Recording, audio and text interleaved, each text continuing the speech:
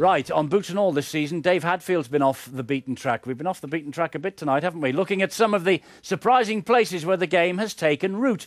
This week he's crossed the Irish Sea to Limerick, an historic city where they're passionate about an amazing range of sports, and that now includes rugby league.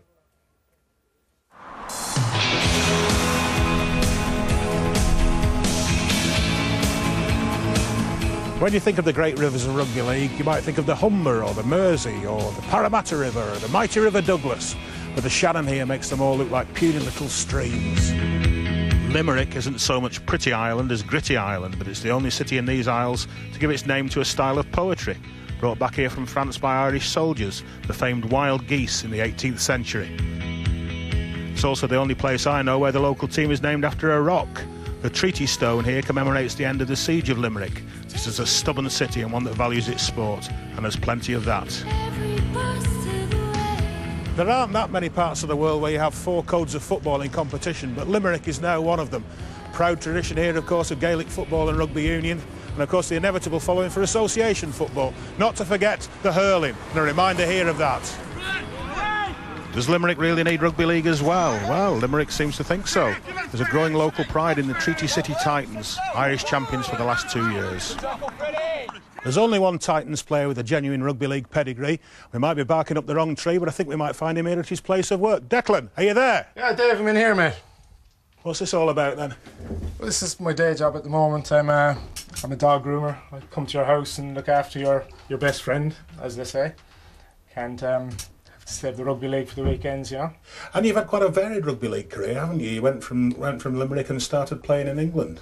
Yeah, my education took me to London when I was 19 and to St Mary's College in Strawberry Hill in London, and just started playing rugby league there and just fell in love with the sport, and that just snowballed on. Took me to Australia, onto the Scholars after that for a season, and took me to Australia and done the round circle now of the world, and I'm back in Limerick again. I just think the game suits just the whole spirit and just the general attitude of people from Limerick. Like, come up here now to a very important establishment in the Titans, which is our clubhouse behind you. That's the Cornmarket Bar. Yeah, this is where you come after games. Yeah, basically. Talking of character, this city has more than its share of them. Now that I was about to mention it, there's the owner there, former international rugby union player himself. This is John Fitzgerald. Oh, there's a bit of luck. How are you, John? Nice, very welcome. Good to see you. Dave.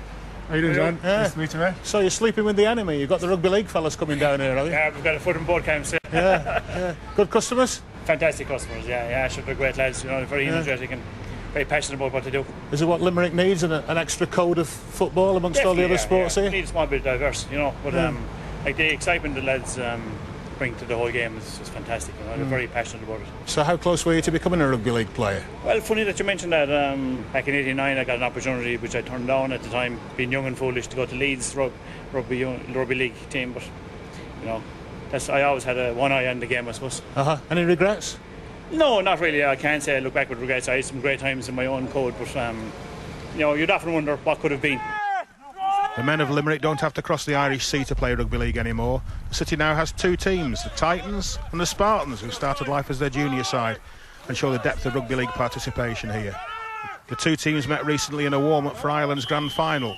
The Titans will be out to repeat last year's success when they take on Carlow on August 25th at this same old Crescent ground. Success breeds success, and our success has ricocheted around the city. People appreciate what we are doing. We're in a hotbed of rugby, and we are contributing our part just as much as our union brethren.